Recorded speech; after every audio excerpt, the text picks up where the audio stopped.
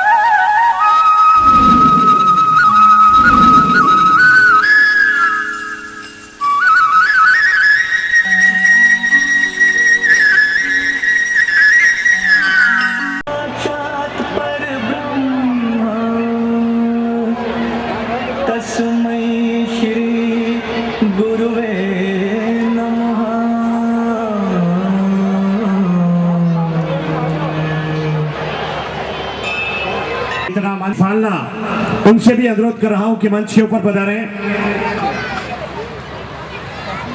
और आज की ये जो शाम अपने आप में रंगीन देशभक्ति और विभिन्न रसों के युक्त, आज हमारे बीच ऐसे मां सरस्वती के पुत्र हिंदुस्तान की सरजमी को जिन्होंने गौरव के साथ में ऊपर चढ़ाया है, ऊंचाइयां प्रदान की, इस मंच के दाईं तरफ विराजे हुए हैं। मैं उन कविवरों को भी मंच के ऊपर आमंत्रित कर रहा हूं।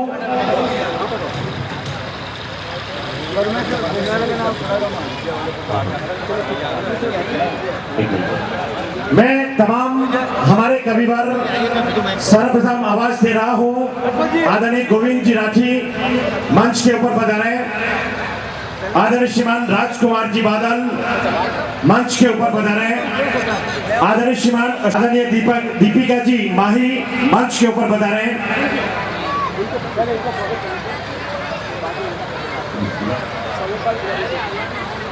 आदरणीय निहारिका जी भारद्वाज मंच के ऊपर पधारे। संदीप जी शर्मा मंच के ऊपर पधारे। दिनेश जी दिग्गज मंच के ऊपर पधारे। संजय जी झाला मंच के ऊपर पधारे। तेज नारायण जी शर्मा मंच के ऊपर पधारे।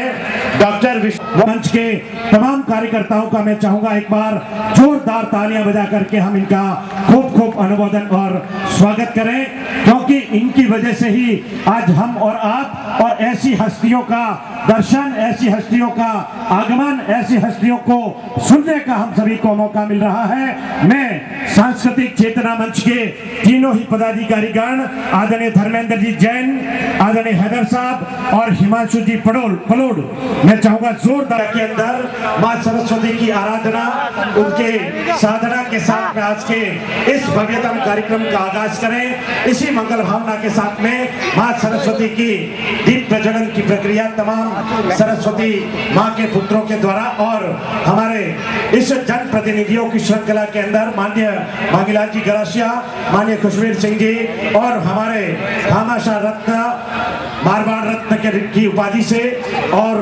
हर तरीके से पर्यावरण और समाज सेवा के प्रति समर्पित परम श्रद्धेय किशोर मल जी खिमावत के द्वारा आज के इस कार्यक्रम का शुभारंभ हो रहा है। मैं आदरणीय श्रीमान धर्मेंद्र जी जैन, हितेश जी पलोड़ और हैदर साहब का हृदय से बहुत बहुत अभिवादन करना चाहूंगा कि आपने इतना बड़ा समागम कवियों का यहाँ पर, या कुंदेन्दु तुषार हार धवला, या शुभ्र वस्त्राविता, या वीणावर दंड मंडित करा, या श्वेत पद्मासना, या ब्रह्माच्युत शंकरा प्रभृतिभिर देवहि सदा वंदिता, सामां पातु सरस्वती भगवती निशेष जाड्यपहां, शुक्लम ब्रह्म विचार साम भयदाम जाड्यांतका पार्यामहां, हस्ते भाति कमाली का विदधति पद्मासने संस्थिताम वंदे त्वां परमेश्वरी भगवती बुद्धि प्रदाम शारदाम बुद्धि प्रदाम शारदाम। बोले सरस्वती मात। आदरणीय भाई साहब श्रीमान धर्मेंद्र जी जैन माननीय मंत्री महोदय का साफा माला और स्मृति चिन्ह भेंट करके आपका अभिनंदन और स्वागत किया जा रहा है। मैं चाहूंगा जोरदार तालियां बजा करके हम इनका अभिनंदन और स्वागत करें। माननीय मंत्री महोदय, साथ ही हमारे बीच आदरणीय श्रीमान जनप्रतिनिधियों की श्रृंखला के अंदर सर्वप्रथम मैं उन तमाम जनप्रतिनिधि, मुख्य अतिथि महोदय, अध्यक्ष महोदय, जिनका के इस साफा पहना करके आज की इस विशालतम कवि सम्मेलन के अंदर, और जहां नाम भी लिखा है कि अखिल भारतीय हरित कवि सम्मेलन, जहां पर खुशहाली, जहां पर एक अलग का वातावरण बने, इसी मंगल भावना के साथ में इन कार्यकर्ताओं ने अपने अहम समर्पण किया है। एक युवा शक्ति के रूप में, एक आदर्श के रूप में युवाओं के लिए जोरदार तालियां बजा करके हम इनका खूब खूब अभिनंदन और स्वागत करें, क्योंकि यहाँ पर लगभग हम देख रहे हैं युवा शक्ति उपस्थित है। और ऐसे युवाओं को देख करके यदि अपने मन के अंदर ऐसा कुछ लेकर के जाए कि हमको इनकी तरह बनना है, तो हमारा संकल्प साथ जाएगा। मैं माननीय जिला कलेक्टर महोदय के लिए जोरदार तालियां बजवाना चाहूंगा और स्वागत करें। आज मैं इतना जरूर माननीय खिमावत साहब के लिए चार पंक्तियां बोलना चाहूंगा। कविवर विराजे हैं, हिमाकत तो मेरी नहीं है, लेकिन चूंकि ऐसे भामाशाह के श्री चरणों में जरूर निश्चित रूप से उनका अभिवादन होना चाहिए कि अभिनंदन पथ जाग रहा है पूरब की मीना। बाबू सिंह जी का अभिनंदन स्वागत कर रहे हैं जोरदार तालियों के साथ। बहुत बहुत स्वागत और अभिनंदन।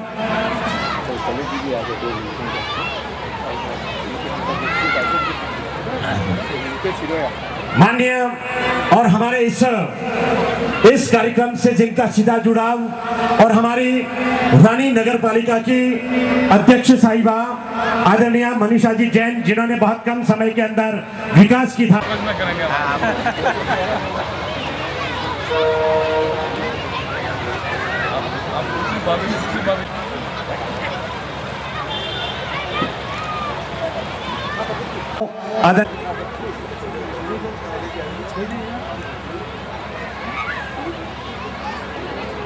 और अपने क्षेत्र के अंदर ऐसे कई जिन्होंने इस क्षेत्र के नाम को रोशन किया है, ऐसी कई दिग्गज हस्तियां आज इस कवि सम्मेलन के अंदर पधारी है। उन सभी का सांस्कृतिक चेतना मंच की ओर से आपका खूब खूब स्वागत है। मैं माननीय अशोक जी खत्री से निवेदन कर रहा हूं कि मंच के ऊपर पधारें। के क्षेत्र के अंदर सुमेरपुर से बिलोंग करते हैं, लेकिन हमारे इस गोडवाड़ क्षेत्र के अंदर आपकी समाज सेवा की बहुत अच्छी भूमिका है। मैं चाहूंगा माननीय मंत्री महोदय अशोक जी खत्री का अभिनंदन और स्वागत करें। मैं माननीय मंत्री महोदय से अनुरोध करूंगा। बहुत बहुत धन्यवाद। लीजिएगा आज के इस भव्यतम कार्यक्रम को, जहां अतिथियों के पावन निश्रा के अंदर, जहां आप सभी के सौहार्द के अंदर, जहां आप सभी के सहयोग और सहकार के अंदर इतना बड़ा भव्यतम कार्यक्रम आज यहाँ सांस्कृतिक चेतना मंच के तमाम कार्यकर्ताओं ने आयोजित किया है। और उसके अंदर माँ सरस्वती के उन तमाम सपूतों को, माँ सरस्वती के उन तमाम पुत्रों को जिन्होंने अपनी वाणी से, अपनी रचनाओं से एक जन जागरण के साथ में, आत्मनिवेदन के साथ आत्मसात करने का एक बहुत बड़ा प्रयत्न किया है। और आज उनकी रचनाओं को हम सभी सुनेंगे। मैं उन तमाम कवियों का भी अभिनंदन और स्वागत करवाने जा रहा हूं, क्योंकि मैं आपको बताना चाहूंगा कि जब ये सम्मान समारोह हो जाएगा, उसके बाद में तो सब काम आपका ही है, अपना काम नहीं है। इसलिए हम और सुनील जी बैरवा से अनुरोध कर रहा हूं कि वे पधारें, और माननीय जगदीश जी सोलंकी सर जी पधारे आगे। जिसी मेहता साहब से भी अनुरोध कर रहा हूं, और हरि सिंह जी से कि वे मंच के ऊपर पधारे, और हमारे कवि आदरणीय विष्णु जी सक्सेना का अभिनंदन और स्वागत करें। विष्णु जी सक्सेना, एनसी मेहता साहब और हरि सिंह जी।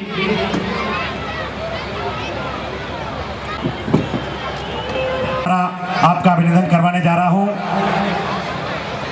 साथ ही हमारे बीच कवियों की श्रृंखला के अंदर ही माननीय संजय जी झाला, आपको भी आगे आमंत्रित कर रहा हूं कि आप पधारें, और आपका अभिनंदन और स्वागत करने के लिए राजेंद्र जी अग्रवाल और सुकन जी खारवाल से अनुरोध कर रहा हूं कि पधारें।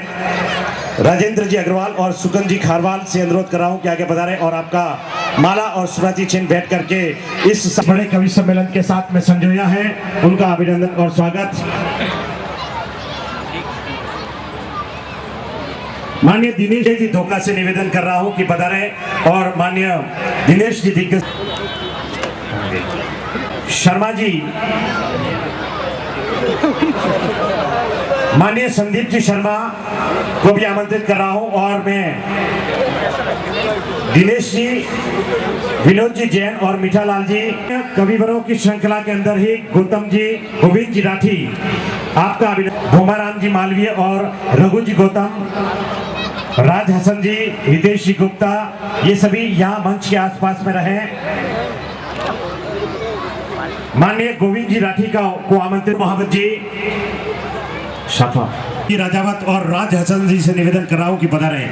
राज हसन जी और माननीय प्रताप सिंह जी राजावत सरपंच साहिब भीलवाड़ा और हमारे सरपंच संघ पाली के अध्यक्ष हैं, उनसे अनुरोध कर रहा हूं कि राजकुमार जी बादल का अभिनंदन करें।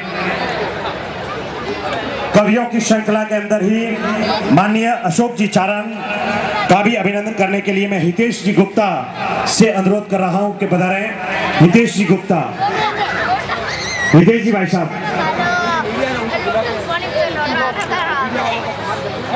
हितेश जी गुप्ता मंच के ऊपर पधारें और माननीय अशोक जी चारण का माला साफा पहना करके अभिनंदन करें। हमारे बीच में कवियों के साथ ही कवियत्रियां भी उपस्थित हैं। दीपिका जी माही हमारे बीच में पधारी हैं, मैं आपका अभिनंदन करने के लिए हमारे साथ ही निहारिका जी, उनका भी अभिनंदन करने के लिए मैं सुलक्षणा जी से अनुरोध कर रहा हूं कि वे पधारें, उनके द्वारा आपका अभिनंदन किया गया। एक बार जोरदार तालियों की वे मंच के ऊपर पधारें। आदरणीय परमजीत सिंह जी, मैं चाहूंगा जोरदार तालियां बजा करके अभिनंदन और स्वागत। तपे बिना प्रकाश नहीं मिलता और बीज को खपे बिना विकास नहीं मिलता और जीवन में घास नहीं मिलता। और इन युवाओं ने, मैं माननीय मंत्री महोदय से निवेदन करूंगा, दो शख्स और हैं, आदरणीय श्रीमान धर्मेंद्र जी जैन जो कि हमारे पार्षद हैं और जो कि लगातार इस विकास की गंगा के साथ बिल्कुल अपनी सक्रिय भूमिका के साथ काम कर रहे हैं। मैं चाहूंगा इनका भी जोरदार तालियां बजा करके, इनको सक्रिय रूप से इन्हीं की प्रेरणा है, इन तीनों युवाओं की प्रेरणा है और तमाम बुजुर्ग और तालियों के साथ में, क्योंकि ये आज पूरा का पूरा मंच सजा हुआ है कि चरा संचय नहीं और 1720 सृष्टि में और नवरस कविता माही इन संसार और गोडवाड़ वो इलाको है जो पूरा संसार में नहीं होड़ा होड़रो कोई इलाको नहीं मिले। गांव गांव मंदिर घड़ा न दर्शन सुंदर श्याम और चौका लागे है सकी है गोडवाड़ रा गांव अटे जितना भी गोडवाड़ 12 भी रजियोड़ा मनक है। उन्होंने एक बात और निवेदन करना चाहूं कि हमारी गोडवाड़ भाषा ना कोई बोल नहीं सके, कोई सीख नहीं सके। विश्व अगर विद्वान आएगी होवे तो हमारी गोडवाड़ भाषा इतनी जटिल है कि वो सीख नहीं सके। और गोडवाड़ रा मिनट में मंगीलाल जी साहब संसार रा केड़ी जगह भेज दो, उतारी रीति रिवाज गीत गालियां सब सीख जाला और वो गोडवाड़ रो मनक है।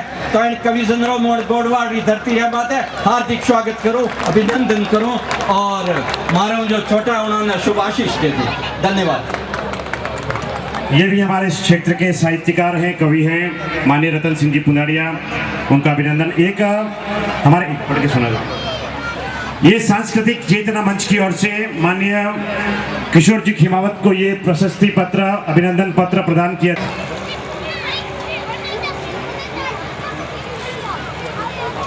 मिला है, आपका सहकार मिला है, इसके लिए पूरा सांस्कृतिक चेतना मंच के साथ पूरा का स्वागत करता है। मैं माननीय जिला कलेक्टर महोदय, माननीय मंत्री महोदय, खेल एवं शिक्षा राज्य मंत्री माननीय किशोर जी खिमावत और हमारे अध्यक्ष महोदय नगर पालिका मनीषा जी जैन, शोभा जी राठौड़, बाबू सिंह जी, सभी का खूब खूब अभिनंदन, स्वागत। और अब ये मंच जो है मैंने बहुत कुछ बोल चुका हूं और इतने दिया आज हमारे बीच में उपस्थित हैं। मैं चाहूंगा माननीय मंत्री महोदय से कि वे पधारें और आपका प्रासंगिक उद्बोधन हम सभी को सुनने को मिले। मैं माननीय मांगीलाल जी सर प्लीज मांगीलाल जी ग्रासिया साहब से अनुरोध कर रहा हूं कि वे पधारें और अपना प्रासंगिक उद्बोधन दें। एक बार जोरदार तालियों के साथ माननीय मांगीलाल जी ग्रासिया।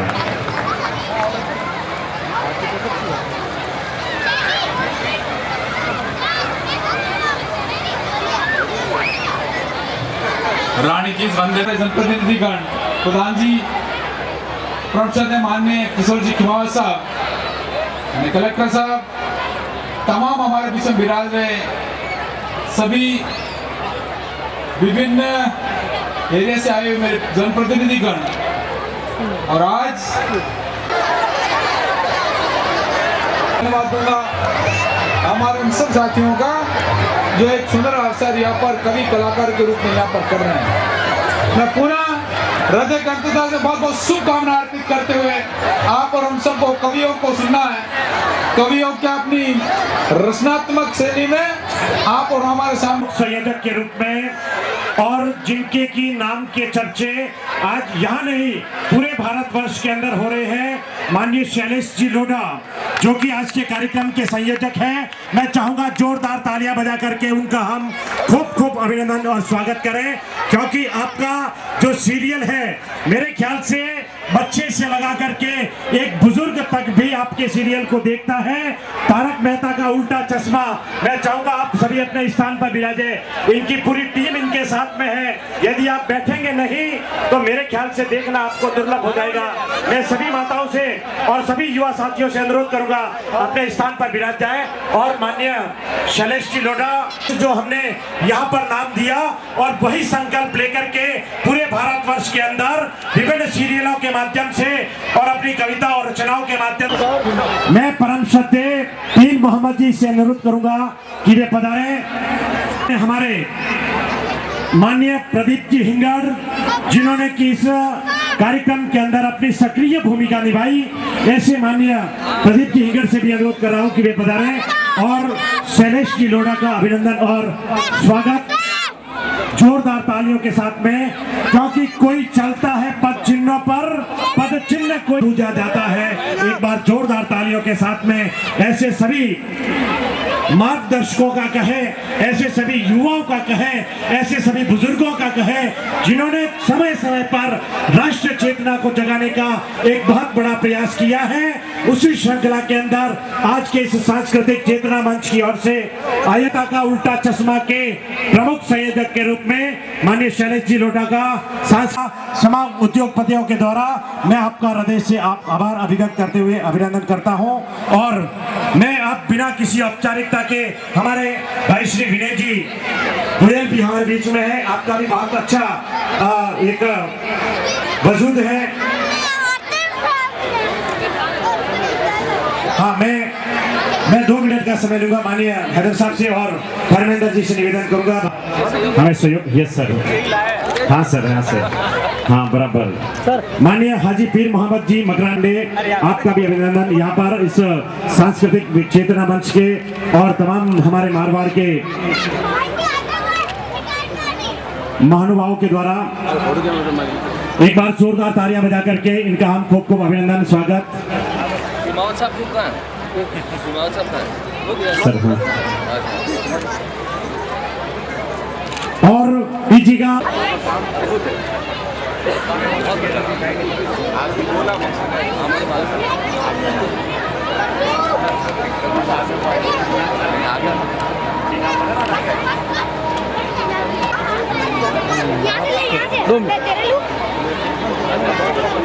धर्मेंद्र जी,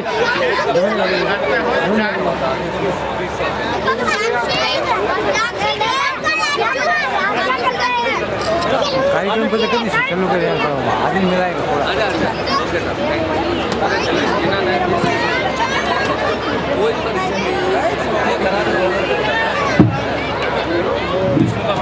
ठीक है, चलो बैठ जाओ, आजा बेटा आजा, चलो नमस्ते कर लो, नमस्ते करता हूँ। बच्चों से हाथ जोड़कर अनुरोध करता हूं कि आपके प्यारे प्यारे तारक अंकल आप सबसे मिलने कार्यक्रम के बाद नीचे आएंगे, इसलिए आप जहां हैं वहां बैठे रहें।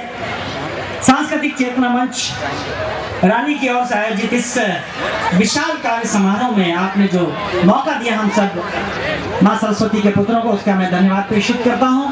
कोने में बहुत अच्छा सुंदर सा कोट पहनकर जो आज आया है, पिछले साल भी आपके शहर में आया था, गोविंद राठी जो मध्य प्रदेश शुजालपुर की धरती से आया है, देश का उभरता हुआ बैंकर। इसी तरह से चेतना आपकी बनाकर रखना। उनके ठीक पास में इस समय देश में सर्वाधिक चर्चित नाम हास्य व्यंग्य का वो धुरंधर हस्ताक्षर जो राजा भोज की नगरी धार से हमारे बीच आते हैं, श्री संदीप शर्मा पहली बार इस रानी की धरती पर आए हैं। आप उनका तालियां बजाकर इस्तकबाल करें। उनके ठीक पास में वह नाम जिनकी कविताएं न केवल हिंदुस्तान बल्कि हिंदुस्तान की सीमाओं के बाहर जहाँ भी हिंदी सुनी समझी सुर बोली जाती है वहाँ पर सुना जाता है, वह बड़ा नाम देश का जिन्हें बहुत प्यार से हम सब आदरणीय जगदीश सोलंकी कहते हैं, वो कोटा की धरती से हमारे बीच आते हैं। हम उनका भी इस्तकबाल करते हैं। साथ देखा होगा राजस्थान सरकार में बहुत बड़े ओहदे पर हैं और इस समय देश के सबसे खास रंग के विजिलेंस आप बैठो, ये लाइट बंद कर दो, घुटने टेकेंगी बदनामी मेरी हो जाएगी ना। हाँ, ये राजस्थान सरकार में विजिलेंस ऑफिसर हैं। और मैं एक घोषणा और कर दूं कि राजस्थान का वो युवा हस्ताक्षर जिन्हें पिछले दिनों थाईलैंड सरकार ने 2600 बाट का राजकीय पुरस्कार से सम्मानित किया, ऐसा एक नाम हमारे बीच बैठा हुआ है और पुरस्कार इन्हें में प्राप्त हुआ, इस बात का हमें गर्व है। और चूंकि मुझे नहीं मिला, इस बात का मुझे प्रायश्चित है। जो सबसे जिम्मेदार हस्ताक्षर है, जो व्यंग और विसंगतियों पर अपनी बात कहने की ताकत रखता है, देश में जिन्हें तेज नारायण शर्मा के नाम से जाना जाता है, ऐसे आदरणीय तेज नारायण शर्मा जो मुरैना जौरा से हमारे बीच आते हैं, आप उनका भी इस्तकबाल करें, स्वागत करें। तालियां कमजोर थी लेकिन थोड़ी जोर से ताली बजाएं। आज श्रृंगार के गीतों की जब बानगी होती है, श्रृंगार के गीतों की जब बात होती है, तो उस पीढ़ी को, उस परंपराओं को निभाने वाले वह कवि जिनका नाम होता है डॉक्टर विष्णु सक्सेना, जिनके गीत गुनगुनाने का मन करता है, जिनके मुक्तक गुनगुनाने का मन करता है, देश का ही नहीं बल्कि दुनिया का वो लाडला गीतकार आज हमारे बीच हैं, डॉक्टर विष्णु सक्सेना। जोरदार तालियों के साथ आप उनका इस्तकबाल करें। उनके ठीक पास में चित्तौड़ से ताल्लुक रखती हैं, शौर्य और पराक्रम की धरती से ताल्लुक रखती हैं, लेकिन गीत और गजल की गणगौर आज हमारे बीच आई हुई है। मैं चाहूंगा कि ऐसी गीत और गजल की गणगौर का भी आप इस्तकबाल करें। और उनके ठीक पास में अब कोई हाथ खाली न रहे, मेरे पास कोई अल्फाज नहीं है उनके लिए कहने के लिए, सिर्फ और सिर्फ शैलेश लोढ़ा जिन्होंने मारवाड़ का नाम न केवल हिंदुस्तान बल्कि पूरी दुनिया में रोशन किया। वो तालियां कमजोर है, एक बार जोरदार तालियां जितने भी लोग यहाँ बैठे हुए हैं मुझे बताएं। बहुत बहुत बधाई चाहता हूँ, बंडायू से वो आई हुई हैं, आप जोरदार तालियां बजाकर उनका स्वागत करें। उनके ठीक पास में श्री राजकुमार बादल जो डूंगरपुर के पास एक बहुत गांव का नाम मुझे याद नहीं है, गांव का नाम इतना कठिन है कि बोलूंगा तो उनको लकवा मार जाएगा। हाँ, श्री राजकुमार बादल राजस्थान का वो कुशल चितरा जिसने बहुत नाम रोशन किया इस देश और दुनिया का। ठीक पास में ओछी भाषा का, अंगार की भाषा का वो कवि जो गुलाबी नगर जयपुर से हमारे बीच आता है, जिसका नाम है श्री अशोक चारण। जोरदार तालियां बजाकर उनका स्वागत करें। ठीक पास में विपुल गोयल जी हैं, आप उनका भी स्वागत कर सकते हैं तालियां बजाकर। और इसके बाद आप में थोड़ी बहुत शर्म, थोड़ी बहुत लाज, थोड़ी बहुत कुछ बाकी हो तो थोड़ी बहुत तालियां 8-10 मेरे लिए सम्मान में भी बजाएं। आज का ये कवि सम्मेलन दो तरफा कार्यवाही है। माननीय कलेक्टर साहब बैठे हुए हैं। जब मसूरी में ट्रेनिंग ज्वाइन की थी तो समझा नहीं होगा, 2003 में ये भी नहीं सोचा होगा कि कभी कविताएं भी सुनना पड़ेगी। माननीय मंत्री महोदय जब राजनीति के लोग यहाँ बैठे हुए हैं तब उन्होंने ये नहीं सोचा होगा कि जब हम राजनीति में जाएंगे तो हमें कविता भी सुनना पड़ेगी, लेकिन राजनीति और प्रशासन सब आज यहाँ पर है कविता सुनने के लिए। मैं इस कविता को शुरू करूँ, कवि सम्मेलन को शुरू करूँ, उसके पहले एक वादा और एक विश्वास आपसे लेना चाहता हूँ। ये कवि सम्मेलन जहाँ कहीं आनंद की उत्पत्ति हो, दुगनी ताकत के साथ तालियां बजाकर कवियों को बताएं, इनका जोश बढ़ाएं ताकि और अच्छी कविताएं पढ़ सके। मेरे कुनबे के एक बहुत बड़े कवि डॉक्टर कुंवर बेचैन ने कहीं कहा है कि पूरी धरा भी साथ दे तो और बात है, पूरी धरा भी साथ दे।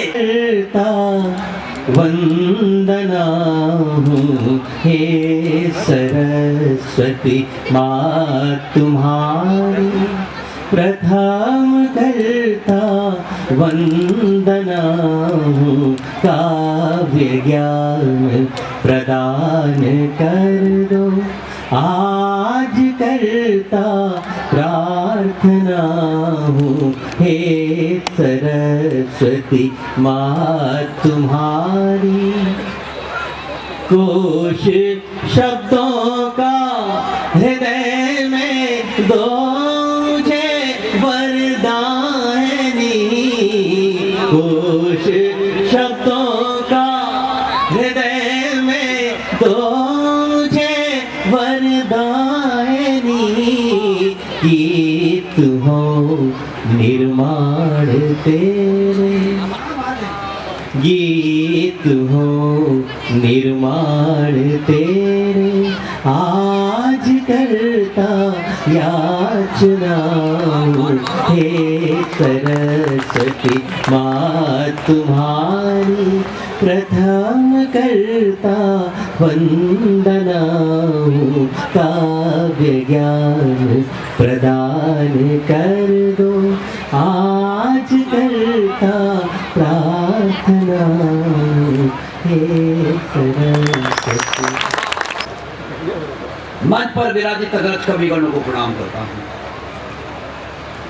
रानी शहर के प्रबुद्ध श्रोतागणों को नमन करता हूँ। मात शक्ति को प्रणाम करता हूँ। थोड़ी सी वॉल्यूम बढ़ा देना भैया, मेरी कम है। चार पंक्तियों से साहब अपनी बात शुरू करता हूँ। मंच का ध्यान जब कोयलें भी कौओं की समर्थक हो जाती हैं,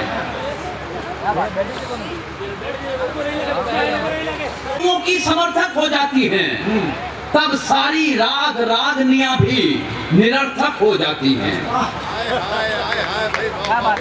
जब कोयलें भी कौओं की समर्थक हो जाती हैं, तब सारी राग रागनियां भी निरर्थक हो जाती हैं और कुछ नहीं होता हजारों तालियों की गूंज से, बस एक ताली पर कविता सार्थक हो जाती है।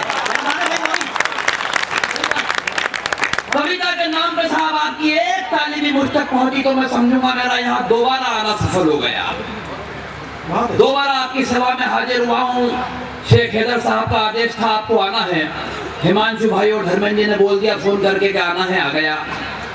मैं एक ताली बजवाना चाहता हूँ साहब, बहुत फूंक फूंक के जो कवि सम्मेलन का संचालन कर रहे हैं मेरे बड़े भाई दिनेश दिग्गज जी। एक बार इनके सम्मान में पूरा कदम, वाकई साहब कदम फूंक के संचालन, और आदमी को कदम फूंक कर रखना भी चाहिए। मेरा एक मित्र है बनवारी, वो भी बहुत फूंक फूंक के कदम रखता है। बोले कोई भी नहीं। मैंने कहा फिर टिकट दो क्यों? बोले राठी जी ये गुम हो गया तो ये काम आएगा। अच्छा है। और ये गुम हो गया तो ये काम आएगा। मैंने कहा बनवारी लाल जी दोनों गुम हो गए तो? बोले तो अपने पास ये पास रखा हुआ है। मैंने कहा बनवारी लाल जी पास भी गुम हो गया तो? अब बनवारी लाल जी के कदम फूंक कर रखने का तरीका आपके समझ में आ जाए साहब तो एक बार ताली बजा के इजाजत दे देना, मुझे कवि सम्मेलन शुरू कर दो। अभी नहीं। मैंने कहा बनवारी लाल जी पास भी गुम हो गया तो? बोले तो जा कौन रहा है?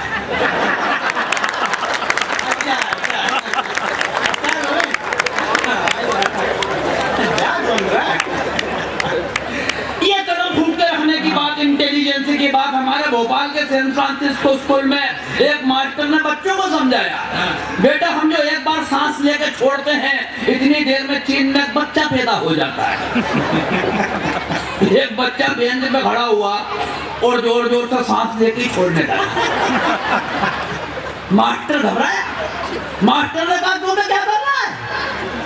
बोले सर चीन में बच्चे पैदा करना।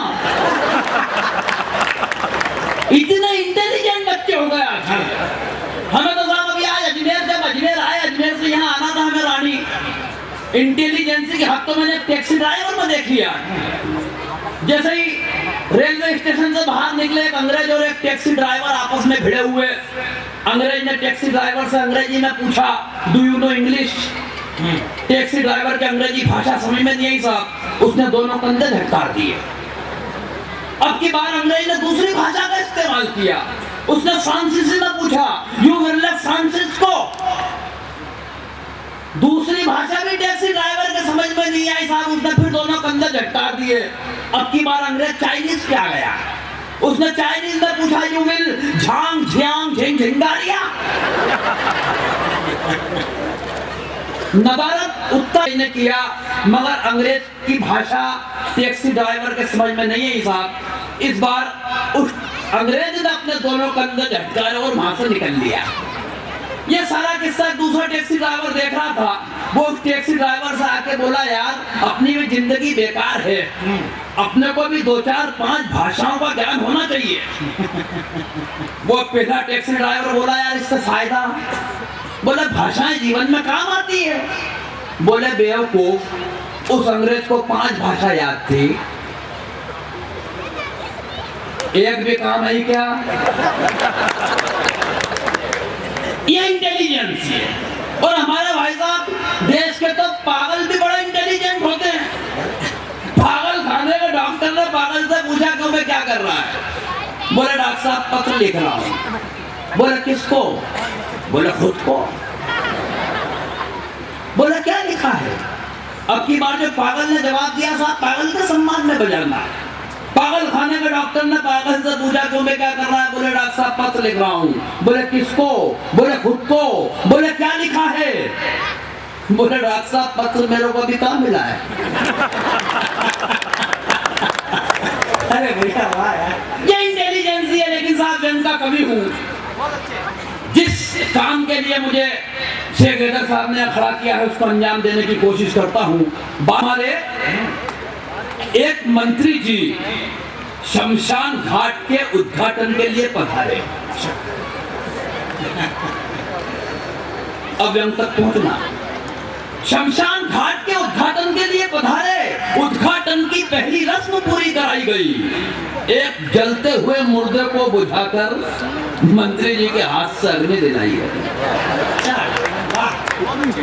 मंत्री जी के हाथ से अग्नि दिलाई गई। इस घटना से कम एक बात का तो पता चलता है कि आदमी का नसीब खराब हो तो वो मरने के बाद भी भुगतता है। अच्छा, पंडित जी ने कहा, श्रीमान कृपया क्या इस दिशा में आकर अग्नि दिखाएंगे? मंत्री जी भन्ना कर बोले, आप कहां और कैसे लगानी है मुझे ये क्या आप समझाएंगे? आग कहां और कैसे लगानी है मुझे ये क्या आप समझाएंगे? अरे हम इस हिंदुस्तान की राजनीति को बरसों से खेल रहे हैं, रोजाना विरोधियों के साथ तरह तरह की आग से खेल रहे हैं। और पंडित जी आप तो बुजुर्ग हैं, आपको तो कम से कम ये बात समझ में आनी चाहिए कि आग दिशा देखकर नहीं, आग तो हवा का रुख देखकर लगानी चाहिए। आग तो हवा का रुख देखकर लगानी चाहिए। अरे इन मुर्दों से निपटने की हमारी समझ को आप बेवजह नजरअंदाज कर रहे हैं। अरे पंडित जी, वो हम ही तो हैं जो 63 साल से इन मुर्दों पे राज कर रहे हैं। 63 साल से इन मुर्दों पे राज कर रहे हैं। काश मंत्री जी को पेट की आग और चूल्हे की आग के बारे में भी कुछ पता होता तो दोस्तों इस हिंदुस्तान का नक्शा ही कोई दूसरा हुआ होता। पिछले दिनों साहब फिर एक घटना हो गई, मुन्नी बदनाम हो गई। अब आया आपको समझ में अपना, जबकि उस घटना से हुई। लेकिन योगदान किन किन का था? सलमान खान साहब की भाभी जी होती हैं जो मुन्नी, मलाइका अरोरा खान, तो उसे कहते हैं मुन्नी। लेकिन साहब फिल्मी संस्कृति ने एक शब्द के साथ जो खिलवाड़ किया, मैं कविता आपके बीच में रखना चाहता हूं। स्वागत, एक बार तालियां बजा के फिर मुझे याद रखना।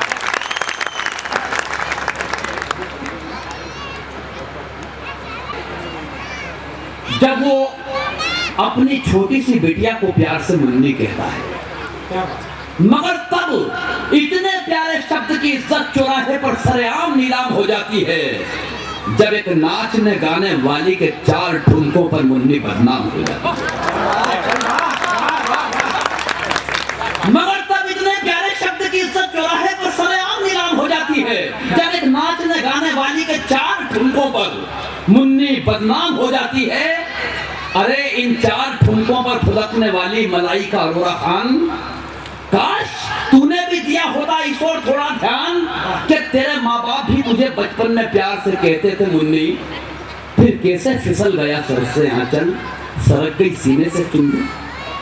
फिर कैसे फिसल गया सर से आंचल, सरक गई सीने से चुन्नी। कैसे भूल गई तू वो ममता भरी फुहार, एक बच्ची को दिए हुए सारे संस्कार। अरे मेरा जहन तो केवल ये सोचकर स्तब्ध है कि तुम्हारे शब्दकोश में मुन्नी केवल एक शब्द है। तुम्हारे शब्दकोश में मुन्नी केवल एक शब्द है, मगर मैं तुम्हें बताता हूँ मुन्नी केवल एक शब्द नहीं है, और शब्द भी है तो ये शब्द दुनिया के किसी शब्दकोश को उपलब्ध नहीं है। अरे मुन्नी शब्द वो है जिसके विस्तार के लिए माँ के शरीर से दूध नहीं खून की बूंदें जुदा होती है, और विस्तार पूर्ण होने पर वही मुन्नी अपने बाप के खरे पसीने के साथ घर से विदा होती है। विस्तार पूर्ण होने पर वही मुन्नी अपने बाप के खरे पसीने के साथ घर से विदा होती है। और तुम भी सुनो मेरे सलमान भाई, मलाइका अरोरा खान यानी तुम्हारी भौजाई, मलाइका अरोरा खान यानी तुम्हारी भौजाई चंद रुपयों की खातिर ये कैसा शिकंजा कसा कि भौजाई ही में ही ढूंढ रहा हो बोतल का नशा। भौजाई में ही ढूंढ रहे हो बोतल का नशा। अरे इतने प्यारे रिश्ते को बदनाम कर दिया, सगी भौजाई को ही झंडूबाम कर दिया। इतने प्यारे रिश्ते को बदनाम कर दिया, सगी भौजाई को ही झंडू बाम कर दिया। जिसे समझ रहे हो तुम मलाई का कटोरा, तुम्हारी भाभी होती है वो मलाई का अरोरा, होती है वो मलाई का अरोरा, और भाभी माँ के बराबर होती है मेरे यार। मगर तुमसे तो कुछ भी कहना सुनना है बेकार। अरे काश काश काश काश सलमान तुम बाँच लेते रामायण या पढ़ लेते कुरान, तो तुम्हारी हरकतें आज तुम पर इल्जाम नहीं होती, और मुन्नी शब्द को माँ का दर्जा दे देते तो मुन्नी गली गली बदनाम नहीं होती। मुन्नी गली ऊपर से है, क्योंकि मैं तो बहुत विद्वान टाइप का कवि हूँ। देश के दुनिया के सारे धर्म ग्रंथों का मैंने हैदर भाई अध्ययन किया है। दुनिया के जितने धर्म ग्रंथ हैं सबका अध्ययन कर लिया, और अध्ययन का मैंने वैष्णव जी केवल यही निचोड़ निकाला, प्रमुख साहब यही निचोड़ निकाला कि पुरुष के सिर पर हाथ फेरने का अधिकार केवल 2 को ही होता है, या तो माँ हाथ फेरती है। लेकिन अब मैं जिस नाम को दावत देना चाहता हूँ, कहते हैं ये जा रहा उजड़ा चमन। ये सेंटेंस मेरी पत्नी ने सुन लिया 4 से दिन पहले, मुझसे कहने लगी ये सब कब से चल रहा है। मैंने माननीय जिलाधीश महोदय कहा ये तो अनादिकाल से चल रहा है।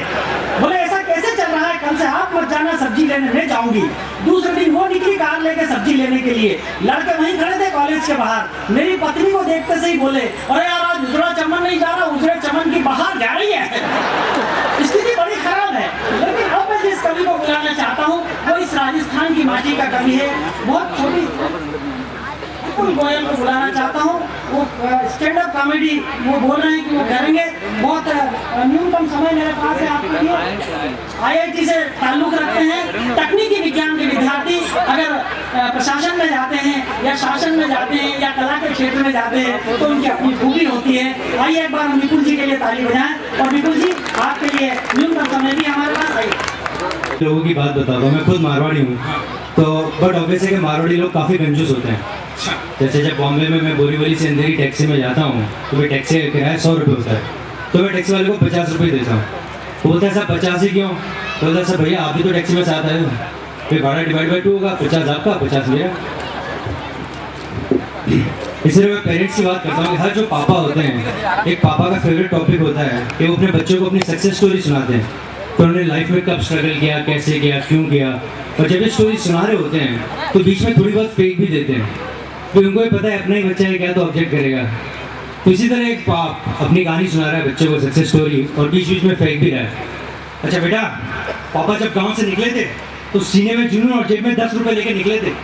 यार एक तो सबके बाप में 10-20 रुपये लेके निकलते हैं। जबकि पता है कि 10 रुपये में डेली मिल्क भी नहीं आती, बस निकल उड़ते हैं। लेकिन बेटा पापा ने जो सक्सेस का सफर तय किया है ये आसान नहीं था। नहीं, उस वक्त घर में पीने तक का पानी नहीं था, रात को दारू नीट मारनी पड़ती थी। बहुत गरीबी देखी है बेटा पापा ने। एक वक्त तो इतने गरीब थे कि खाने में सिर्फ कसमें खाते थे। लंच में राम की, डिनर में जीसस की, इतनी भूखमरी देखी बेटा पापा ने।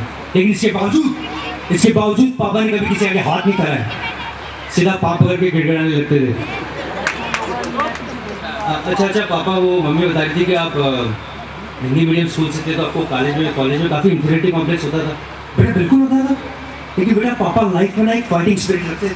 जब शहर में आए थे तो इंग्लिश में ABCD तक नहीं आती थी, और आज चेकस्ट्रो वाक्य की स्पेलिंग याद है। CZDCHSRO। बेटा फर्क देखो, पहले पापा जी कहीं भी जाते थे लोग क्या बोलते थे, पांडु आ गया पांडु। उनका कितना ईगो हर्ट होता होगा यार कि जैसे हमने तो कुछ किया ही नहीं है, सारे झंडे इसी ने गाड़े हैं। तो उस वक्त दादाजी के मन में क्या चल रहा है? नहीं भाई, नहीं सारा बिजनेस तो इसी ने सेट किया कि लाइफ में कभी पीछे मुड़ के नहीं देखा। नहीं, अगर एक बार देख लिया होता तो उस दिन रिवर्स लेते वक्त गाड़ी मेरे पाँव पे नहीं चढ़ाता।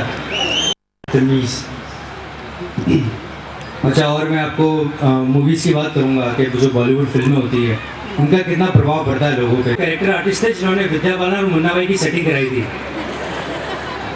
जी महात्मा गांधी सिर्फ धोती पहनते थे, वो ऊपर कुछ भी नहीं पहनते थे क्योंकि वो अपने टाइम के सलमान खान थे। जी महात्मा गांधी वैसे तो नॉन वायलेंट आदमी थे, लेकिन फिर भी लाठी लेके घूमते थे भाई, जस्ट इन केस। जी महात्मा गांधी ट्रैवलिंग बहुत करते थे, वो कहीं भी जाते थे तो फोटो आईडी के नाम पे 100 रुपए का नोट कैरी करते थे। जी महात्मा गांधी के पास 3 बंदर थे। जी हाँ, उन्हें बंदरों का इतना ज़्यादा शौक था कि वो पैदा भी पोरबंदर में हुए।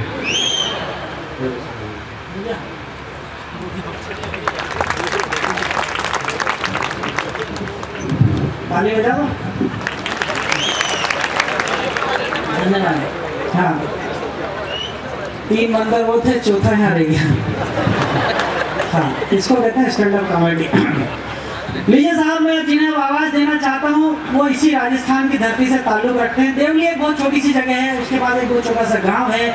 मैं आज एक घोषणा यहाँ पर बताना चाहता हूँ, ये करना चाहता हूँ कि पिछले दिनों इस देश में जो 25 समझदार लोगों की सूची बनी, मुझे ये बताते हुए बड़ी खुशी हो रही है कि उस सूची में दूसरे नंबर पर राजस्थान के उस गौरवशाली कवि का नाम राजकुमार बादल का नाम है। बहुत आस्था और सम्मान के साथ इस राजकुमार बादल को बुलाता हूँ। उस 25 लोगों की सूची में दूसरे नंबर पर इसका नाम है, पहले नंबर पर इसलिए नहीं क्योंकि मेरा नाम है। उसके लिए तमाम बेवकूफियां करनी पड़ती है। 4 दिन पहले राजकुमार बादल के लड़के का फोन मेरे पास आया, अंकल नमस्ते। मैंने कहा नमस्ते, क्या दिक्कत है? बोले अंकल कोई दिक्कत नहीं, पापा को समझाओ। मैंने कहा आपके पापा को क्या हुआ? बहुत इंटेलिजेंट आदमी है। बोले नहीं पापा को कुछ नहीं हुआ, आजकल नाखून बहुत चबाते हैं। मैंने कहा बेटे इस देश में 90% लोगों की आदत है नाखून चबाने की। बोला अंकल पापा हाथ के नहीं पाँव के चबाते हैं।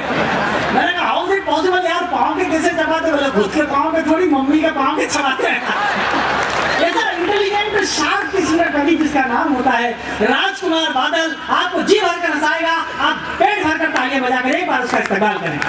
राजे कविगण को प्रणाम है, सीधे सीधे वचनों में सीधी सीधी बात करूं, मंच की मर्यादा मेरी वाणी पे लगाम है। हाथ से श्रृंगार में करूंगा सीधी सीधी बात, हो सके सवारूंगा ये काव्यमयी शाम है। 40 इंची पे और 90 किलो वेट मेरा, धीरे धीरे बरसूंगा बादलों में। अच्छा है, बड़े समझदार छोटा सा बात जानते हैं, जिसका पेट 40 इंची हो और वेट 90 किलो हो, उसका बाप भी जोरदार नहीं बरस सकता, उसको तो धीरे धीरे ही बरसना पड़ता है। वो जोरदार बरसने की कोशिश भी करे तो हाँपू दापू हो जाए, ऑटोमेटिक कपाल भाती। योग तो आप जानते हैं साहब, मतलब होता है कपाल भाती का कि श्वास को पेट में रोको और झटके के साथ नाक से बाहर निकालो। मोटे आदमी को सुविधा है, कोई जरूरी नहीं कि नाक से ही निकाले, मुंह से भी निकाल सकता है। मोटा आदमी मुंह से, और मोटा कोई यूं ही नहीं हो जाता साहब, इसके लिए बहुत ज्यादा खाना पड़ता है, समय पर पचाना पड़ता है, समय पर जाना पड़ता है। जितनी इनकमिंग उतनी आउटगोइंग, नहीं तो सिम लॉक हो जाए। ये शरीर लेने के मोबाइल साहब, मोटा आदमी जब तक जीता मस्ती रास्ते में जितना मरता तो मछली दे जाता है। मुझे याद आता है एक बार एक सेठ जी 120 किलो के सेठ, 1.25 क्विंटल की बोरी मर गया। सेठ जी के 4 लड़के, 2 लंबे 2 ओछे छोटे कद के, और 5वां कोई लड़की को कंधा देने वाला ही नहीं। लंबे वाले आगे, ओछे वाले पीछे, लड़की उठाई, बोरी सड़क के ओछे वालों के ऊपर। सब बोले राम नाम सत्य है, सत्य बोले गत है। राम नाम सत्य है, सत्य बोले गत है। ओछे वाले बोल रहे सत्य कृष्ण राधा है, आगे बहुत ज्यादा है। सत्य कृष्ण राधा है, आगे बहुत ज्यादा है। तो लंबे वालों को समझ में आया ये तो टेक्निकल प्रॉब्लम, इसका बीच में कोई समाधान नहीं। बिचला पासा आने तो उल्टी पलटी हो जाएंगे। बिचला पासा आया साहब, लंबे वाले आगे, ओछे वाले पीछे, लाश को जैसे उठाई और फिर बोली सड़क के ओछे वालों के ऊपर। वो लंबे वाले समझने के भाइयों को आराम मिला होगा, उनका कोई दोष नहीं था। मेरी निजी मान्यता एक तर्क के द्वारा सिद्ध भी करूंगा, जो आदमी जितना लंबा अक्ल उतनी कम। इसके पीछे वैज्ञानिक कारण होता है, उसकी खोपड़ी जमीन से इतनी ज्यादा ऊपर हो जाती, पूरा अर्थिंग नहीं बढ़ता, तो बैटरी लोड ही नहीं उठाती।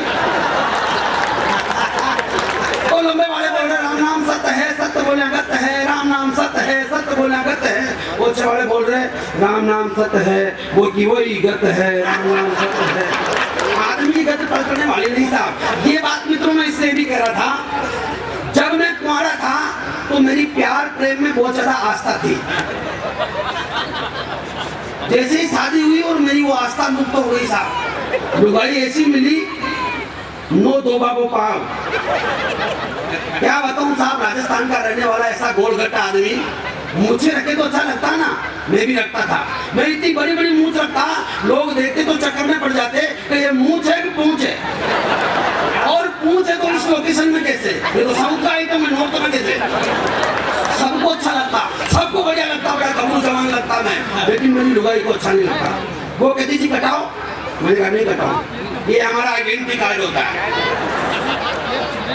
मूछ रख लो, छोटा मोटा टेक्निकल फाल्ट हो तो चले, लगेगा मर्द आ रहा है। मैं रखता साहब, सबको बढ़िया लगता है। एक दिन मैं बाहर से आया, मेरी लुगाई लोटी लोटी भर रही, आस पड़ोस की 4-5 औरतें बैठी हुई, माथे पकड़ रखे, छाती माथे के चूर में हो रहे। मैंने कहा क्या हुआ? औरतें बोली लाल जी जाने भूत लाग गयो, भूत बाप जी को टोट के यो के मुछिया काटो और चोटी के बांधो। तो ठीक, इकलौती लुगाई साहब कौन मारने दे, मुझे काटी और दे दी। भगवान जाने चोटी के बांधी कि नहीं बांधी, वो ठीक हो गई। सुबह जल्दी उठी और चक्की पीसते हुए गीत शुरू किया, और मन कैसी जाल रचाई, मारा पिया जी की मूछ कटाई। मैंने कैसी जाल रचाई, मारा पिया, और मैंने कहा जाल चिटिंग, और चिटिंग विथ माटी, it is not affordable. 2 kilometre दूर मेरा ससुराल। उसी समय चुपके से घर से निकला और जाके ससुर जी की सांकल खटकाई। ससुर बोला रे पावना क्या हुआ? मैं बोला तुम्हारी छोरी को भूत लग गया। भूत बाप जी को टोट को यो के बेटी ने जीवती चाहो तो चकलोटी हो जाओ। सासू जी ने सपाचट, तीनी साड़ा चकलोटी, तीना की लुगाया सपाचट। सूर्योदय से पहले जाके भूत बाप जी ने धोको तो यो था कि छोरे ने बचावा को मोको। 3 छोरों की इकलौती बहन साहब डोगरे ने 5 मिनट में डोगरी को साफ कर दी। तीनों सालों ने अपनी अपनी लुगाइयों को साफ कर दी। मैंने कहा 2 कंडीशन और। भूत ने कहा है, एक तो महिलाएं सिर पर पल्लू नहीं रखें और यथासंभव सरसों का तेल लगाएं। पूर्णिमा की रात थी साहब, चंद्रमा अभी तक पूरे यौवन पे था, ऐसा लगा जैसे तांबे की ढेकचा पड़ी हुई। मैंने कहा बाएं से तेज चल, अपने घर लाया। लुगाई उसी अंदाज में गा रही, और मन कैसी जाल रचाई, मारा पिया जी की मूछ कटाई। मैं बोलियो बारे आमारी लुगाई, टोलिया की फौजाई। टेंशन में आता ही नहीं था भाई। ये मित्रों गीत के लिए वही गीत मैं आपके बीच करना चाह रहा हूँ। ये अब तक का मामला तो कोई मतलब ही नहीं था। आज बिल्कुल भाई आए थे, माहौल को बहुत अच्छा कर गए थे, इसलिए मैं सेटिंग कर रहा था। सेटिंग आने वाले किसी भी कवि का, भले ही वो कितना ही बड़ा कवि हो, आप जैसे सूफी श्रोताओं के मन से जब तक उसका तालमेल नहीं बैठ जाए काव्य पाठ अच्छा हो नहीं सकता। साहब सेटिंग से मुझे एक वाकया याद आता है। एक बार शादी समारोह हो रहा, लाडा लाडी, दो पंडित, फेरे चल रहे, मंत्रोच्चार हो रहे। पहला पंडित बोला ओम गणपति गोम तानम गणानाम गणपति ओम गीचोरो स्वाहा। वो सामने वाला पंडित बोला ओम खायमा चोरो स्वाहा। किसी को पता नहीं। पहला बोला उत्तम मासे पूर्ण मासे करवा में चोर ले स्वाहा। वो करवा एक मिट्टी का पात्र होता था, दूसरे ने उठाया ओम छोड़ लो स्वाहा। आधा किलो घी चुरा के लाडी की ओट में रख दिया। इस पूरे दृश्य को कोई नहीं देख रहा। एक प्राकृतिक पत्रकार जीना अपन नावन खेमा नाई की लुगाई। जैसे ही नान ने ये दृश्य देखा, अपना रागात्मक अखबार निकाला। करवा में घी चोरो ये लाडी, करवा में घी चोरो ये लाडी, पढ़ियो थारे ओले। जैसे ही गीत सुना तो पहले पंडित ने पूछा कि या कौन बोली। वो देख के बोला कि ये नायों की कल्याणी काकी। सेटिंग शुरू। ओम गणपति गुम तानम यायामय शांति रेदी शांति सामा। हे कल्याणी नार रक्षा बसे मत ने आदो थारो आदो मारो ओम नमः स्वाहा। ये सेटिंग का बिना सेटिंग के तो हो नहीं सकता। एक गीत के लिए करता हूँ। मित्रों, मैं आपको अनुरोध कर रहा हूँ, मैं एक अध्यापक हूँ और आप जानते हैं मास्टर जिस विषय का हो हमेशा उसके दिमाग में उसका ही विषय घूमता रहता है। मेरा विषय बड़ा अनूठा विषय था जिससे रस की तो आप परिकल्पना कर ही नहीं सकते। मैं मैथमेटिक्स का टीचर और साहब आप जानते हैं मास्टर के दिमाग में उनका सब्जेक्ट इतना बुरी तरह हावी रहता है। एक विज्ञान महाविद्यालय का टूर घूमने के लिए झील के किनारे गया। फिजिक्स का लेक्चर, केमिस्ट्री का लेक्चर, बायोलॉजी का लेक्चर। सबसे पहले फिजिक्स का लेक्चर बोला चलो खाली समय है देख लेते हैं इस झील के पानी का उत्प्लावन बल कितना है। नाग भी झील कूद गो। जब 10 मिनट तक वापस नहीं आया तो बायोलॉजी का लेक्चर बोला चलो मैं भी झील के पानी में देख लेता हूँ कितने जंतु पालडेटा समूह के हैं, कितने नॉन पालडेटा समूह के हैं। नाग बीच के वो भी कूद गया। जब 10 मिनट तक वो भी वापस नहीं आया तो केमिस्ट्री का लेक्चर बोला इस प्रयोग से सिद्ध होता है दोनों पानी में घुलनशील थे। जो जिस विषय का हो उसी विषय की बात करता है साहब। एक दिन मैं आया, मेरी पत्नी टेंशन में, मेरे पास के मकान में अंग्रेजी के अध्यापक रहते, उनकी पत्नी से मेरी पत्नी बता रही देखो जी सीमा की मम्मी आप बहुत तकदीर वाला हो। सीमा का पापा शट अप अंग्रेजी में बोले, कम हियर अंग्रेजी में बोले, गेट आउट अंग्रेजी में, आई लव यू अंग्रेजी में। माँ के पिंटू का पापा शादी हुआ 17 वर्ष हो गया, एक शब्द भी गणित में न बोलिया। भगवान जाने वो मास्टर है बाबू बाबू नहीं। तब मेरे अंदर बैठा हुआ मैथमेटिक्स टीचर जागा और मैंने मेरी पत्नी से कहा कि भाग्यवान मेरा गीत सुन, तुझे विश्वास हो जाएगा कि तेरा पति कितना दक्ष मैथमेटिक्स टीचर है।